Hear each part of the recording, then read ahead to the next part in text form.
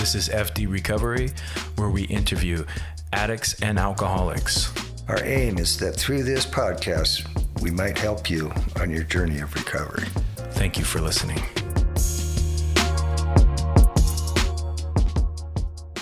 Hello, this is Frank with F.D. Recovery. And today we have... My name is Shelly. We have Shelly with us. Okay, well, this is the weekly intention. Let me make sure the volume is normal. There we go. Weekly intentions, basically, if you don't know what that is, we go week to week, topic, spiritual principle, whatever we fall on that week. And we choose to talk about it, and then we try to work it in the week going forward, and then do a recap week by week, right, as we start the new one.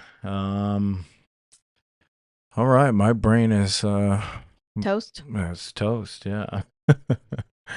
So bear with us today because I just come from work, and so did she. So last week intention was, can you remind me? Purpose. Purpose, yeah. Yeah, that was a good one, right? So something doesn't sound right. Hold on. Hello. There we go. So purpose. How did purpose go for you this week? Well, last week I started being more mindful of what I was going to eat. Well, the universe had a different plan for me and said, hey, we're going to really fuck with your mouth this week and see what happens. So though I started the week with that intention to be mindful of moving forward and being mindful of my eating and having the purpose of that is to better my health and my well-being, because I don't feel good when I make those poor food choices, similar to when I was in my addiction. When I made those poor addiction choices, I didn't feel good either. So, purpose was tough for me this week because I had that challenge, and it really impacted what I did every single day this last week. And, well, you know what happened, but long story short, that I'm a little more centered today and a little more at ease with what's going on with me and my health. So it was a challenge. It was hard to stay on track because life kept throwing all of these little hiccups. And they were a lot all at once and kind of out of my control. As most things are. How'd it work for you? Yeah. Oh, purpose. Well, before I start digging into purpose, this week will be fear. That's going to be the next intention, but I will recap on purpose. So, the whole purpose aspect, I didn't want to go too far into it and we go, okay, we get it. What's the weekly intention for this week? What do I got to look at? You were totally out of whack because you asked me how purpose was, and then I ask you, and you're like, wait a minute. No, that's not how we do it. Well, just so the listeners know, I did that on purpose because that's just how we do. So the whole thing for purpose, it was subtle for me this week, right? Because sometimes you want to just get on here and say a whole bunch of really epic shit, but sometimes, it's less epic and more mundane, and you're just kind of going through the flow and just living life, and things come up for people in your life, and and it can be challenging, right? So because everybody's on a different wavelength, right? And what's important to you isn't important to me, and vice versa. So it's all about trying to get on the same page, which can be tough, right? And I believe with the higher purpose in your calling, right, you got to kind of get on the same page with your reality, right? And I think so many of my struggles is never being on the same page, even with myself, right? That whole cognitive dissonance thing is believing words don't match actions, and that can really throw off your purpose, right? Because the what I try to work this week is understand my purpose. I'm here to live my life, live a better life than what I have been living, and help people along the way, however I can, right? And But that also makes, you know, there can be situations that pop up, like my family came this weekend, and that can, that throws everything for a loop. It throws everybody off schedule, and, and just navigating through that it can be tough, right? And, you know, I did okay on purpose. I found myself getting frustrated this week, right? And is the reason why I wanted to bring up fear, which is a good segue, right? I felt fear. Well, if you want to dig into what almighty Google has to say, just so the reason we look it up is because we don't want to be speaking for a whole 20 minutes of getting the definition wrong. Yeah, we can do that either way. Yeah. Definition of fear. Fear. So, let's see. Fear, an unpleasant emotion caused by the belief that someone or something is dangerous, likely to cause a pain or threat. That's the noun. Verb, action. Be afraid of someone or something is likely to be dangerous, painful, or threatening. Goes into some more in detail definitions, but I feel like that's a good start. Yeah, the whole fear thing, right? I found I find that when I'm off centered, it's usually I'm experiencing some sort of fear or lack. All right, I'm attaching myself to so many things that aren't necessarily me, right? I'm trying to control things, or the suffering aspect is, there's pain. That pain comes and goes, right? We're going to experience a lot of pain in this life. We're going to experience a lot of joy, right?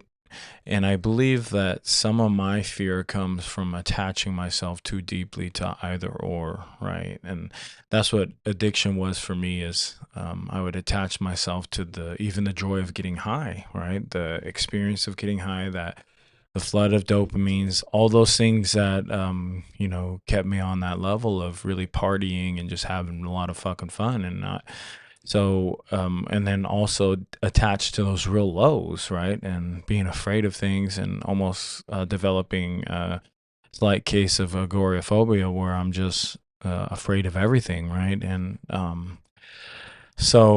but the way I experience fear now in this is I experience it, for some reason it comes in bouts of paranoia. And that's one thing since I've been using, or since I've been clean and stopped using, is well, even when I was using it, it was a really hard experience, just because I would just slip into the psychosis of paranoia, and the residual from many years of just harming my brain, right? And also having a lot of things done to me and doing a lot of things to other people, creating traumatic experiences for myself and also to me from other people, right? There's been this perpetual negative outlook, right? And so trying to rewire that has also it's been a tough experience, but there's also something I'm noticing within myself that is happening that I really can't control, and it just kind of goes it gets out of whack sometimes. And that's and that whole fear aspect and trying to get back into prayer and things like that, it's tough, right? I want to be able to move through all these experiences and feel confident at the end of it, but that's not always the case, right? I'll experience these things and not necessarily feel confident at the end of it when the waves crash over and the storm's gone, right? I want to just walk away from the situation going, oh my God, lesson learned. But sometimes it really doesn't translate that way, and you just kind of feel just as bad going out than you do coming in. Obviously, the pain's different, and it's not as intense once the experience is over with whatever you're dealing with. But it's kind of one of those live as you learn kind of situation, and you're just kind of learning things about yourself as you go in recovery. And that's kind of where I'm at with the whole fear thing, right? That's a piece of it. What's your experience with fear? Well, fear for me is something that comes up on a daily basis, multiple times a day situation. And when I was drinking, it was to numb the anxiety that I would feel when I would want to change something about myself. But what I talked about last week, that fear and not wanting to make certain decisions because I didn't know what the outcome was, and sprinkle alcohol on top of that, it was a way for me to avoid as much as possible. Yet at the same time, I manifest what I was afraid of to begin with. So for me today in my recovery, what it looks like is recognizing that I'm going to have these triggers and these situations where that anxiety is really high, whether it's tackling a task I've never done before, whether it is having a conversation that isn't always positive, fear of what the consequence of that is, what that's going to look like. But what I've learned is to just approach it as it comes and deal with it head on, because if I keep hiding behind that fear and that unknown, because ultimately it's for me fear of the unknown, of the what if, then I'm just going to be living in this constant state of anxiety, and I don't like that. And if I can figure out where it's coming from and how to approach it and just get it done, I feel better at the end of it. Because for me, what I've noticed in myself and with others is when you're living in fear and it's especially heightened, usually there's a reason why it's extra heightened. And a lot of it has to, in my opinion, goes down to our basic instincts. We are stressed. We are tired. We are overstimulated. Look at the outside factors and all of those things and how it's contributing to you and your behavior. Is your routine out of sync? Is something not, how it's usually is on a day to day? But for me, those are the important things when you depend on a routine. When it's out of sync, that fear will kind of seep in. And then if you feed and feed and feed, or you don't acknowledge what's going on, then it's a recipe for disaster and manifesting a reality that you don't want. And it's nasty, but it's just one of those things it comes up constantly. You know, sitting here thinking about some of the things you're saying and some of that reflection that we have to pay attention to. And God, sometimes I just fucking hate it, right? Mm-hmm. Just always the self-analyzing, right? Because there was a time where I would have stress and stuff like that, and I would analyze, but never was it to never was it to be a better person, right? Or to fix myself or my surroundings and just do better. It was always just to kind of manipulate. And so I used that same type of brain power in a negative fashion, full blown, right? Where I was trying to manipulate everything around me, and it worked, right? We wouldn't have done it if it didn't work. Well, you default to survival. Yeah. And that's where that comes in is your animal instincts is to do things a certain way. And when you've been doing it a certain way, healthy or unhealthy, a lot of it is survival. It's your way of your brain, your nervous system to protect yourself because that's what's helped you in the past. True, because some of these things, it feels like the comfortable route, and at the end you feel gross, right? Mm-hmm. And that's one thing too. But like, going back to what I initially was saying was like, yeah, that's all the factors, right? But it's just like sometimes I just get exhausted, right? Mm-hmm. Why do I got to be a better fucking person, right? Why do I always have to do blah blah blah blah blah, right? But that's some of that fear that pops up for me is it tries to talk me out of doing the right thing, right? I Mm. notice when I'm in fear is I'm always trying. And don't get me wrong. So, I mean, there's a part of me that has this hedonistic, fuck everything, watch the world burn type thing. And I know that if given the right situation, wrong influences around me, and the perfect storm, I'm able to do some really horrific things. And that's why today, right, when we go back to that whole watching your inner work, right, your inner cosmos, that you kind of have to pay attention to, because what happens is you end up you end up doing all the wrong shit, right? And yeah, I would love to go back to that life where nothing fucking mattered and everything was meaningless and I can do what I want. Because there is a sense of ownership in that, right? Mm-hmm. I have no responsibilities. Nobody expects anything of me. And I can just be a piece of shit because I'm okay with it, right? And if I dirtbag you, oh, well, you're probably not going to be in my life long anyways. And I'll just move on to the next city, next this, next that, right? So getting to a place where that's no longer a thing, and I have to, in any situation, whether it's a relationship, a job, friendship, I have to stick it out. And that's a new one for me, because I was always like, destroy all my relationship, burn my bridges, and then I'm out to the next city. And learning how to unravel that is kind of a trip, because never did I think I was, and I know it sounds stupid to a normie out there or whoever the hell hasn't dealt with this shit, but for me, it's like that was a reality. It just burned everything fucking around me, and didn't really care who I hurt. And getting to this point where I'm trying to live a life almost that of course, I'm not a saint, but trying to have a monk like mentality where I'm not fucking screwing over everybody, because I know that initially those first thoughts and first actions are usually wrong. So I really have to pay attention to it, because then I have to, then I have to fix another situation or make amends or do all these things that are super uncomfortable, right? And did you get the fly? What fly? You're a fly hunter here live. I know you can't see it, but there's some fly hunting going on right now.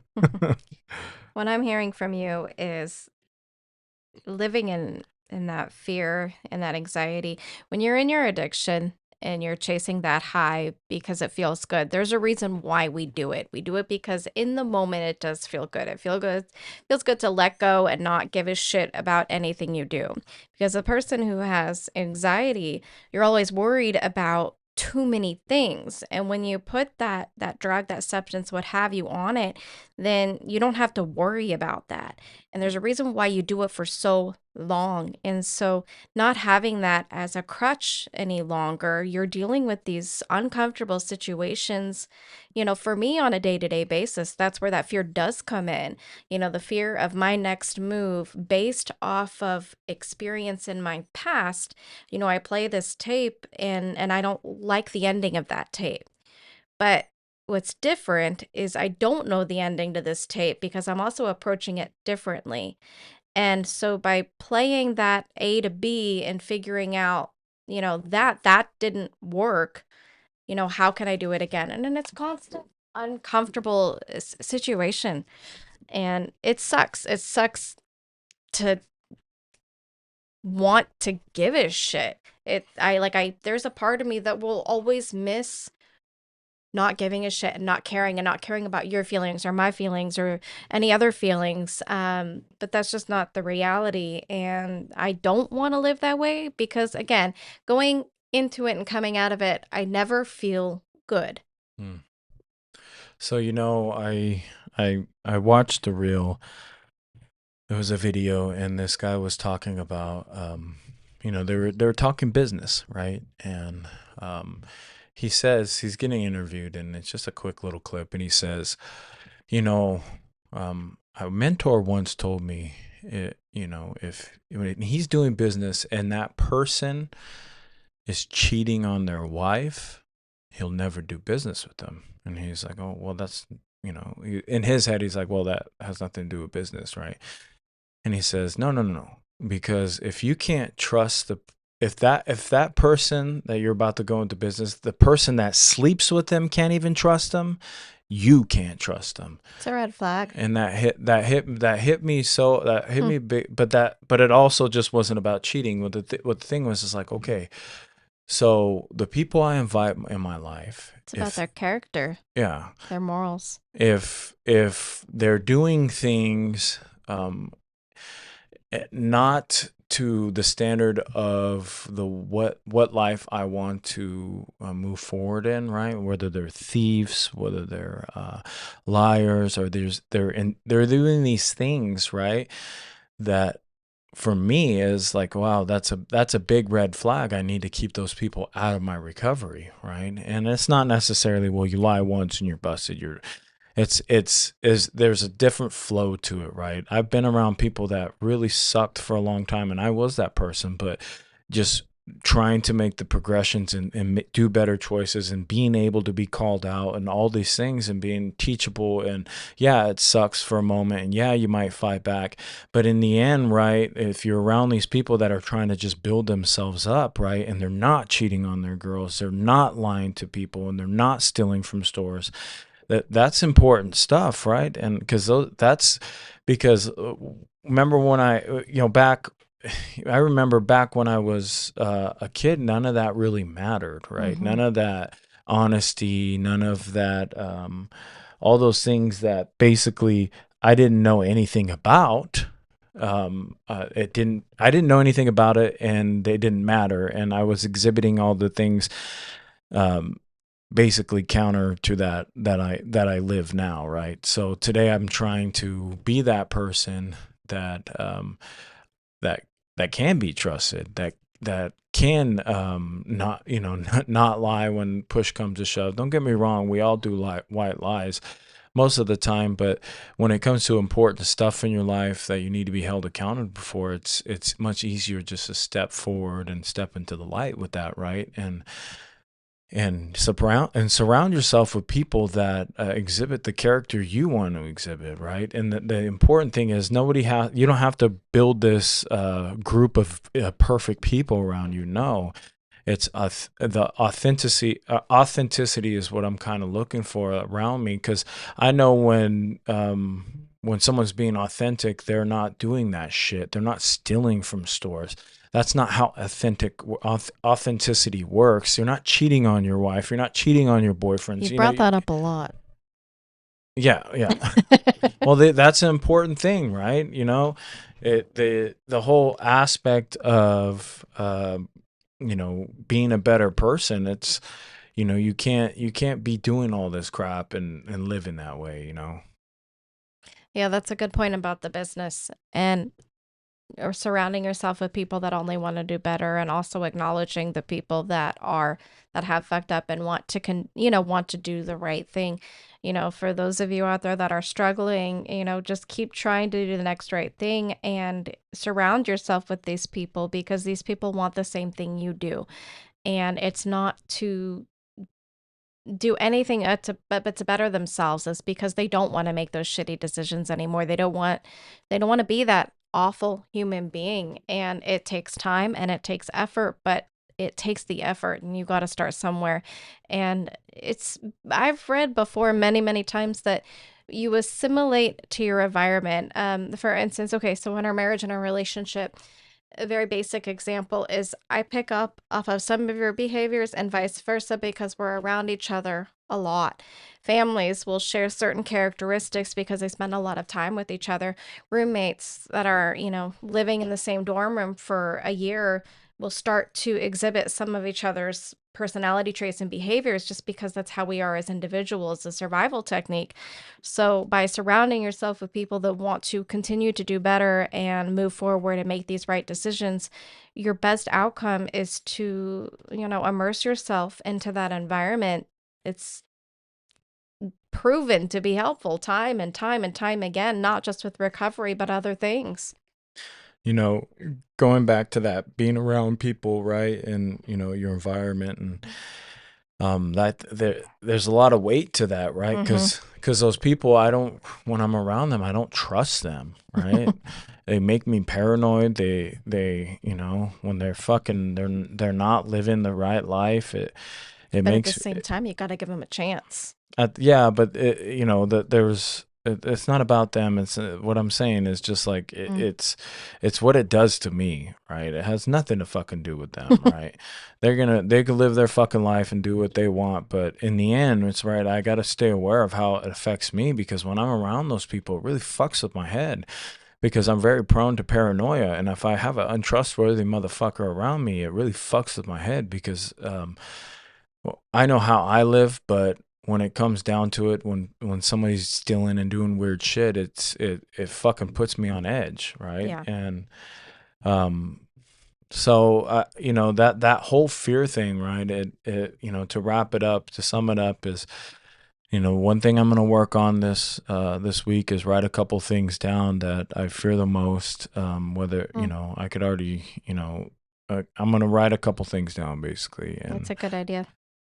see what my plan of attack is. How I'm going to overcome that, and just see if I can work on it this week, right? And one of them is my paranoia, right? That someone's out to get me. Whether it be my wife, whether it be my coworkers, whether it be whatever people closest to me. Sometimes I can fall into that headspace, and I need to figure out how to rewire that.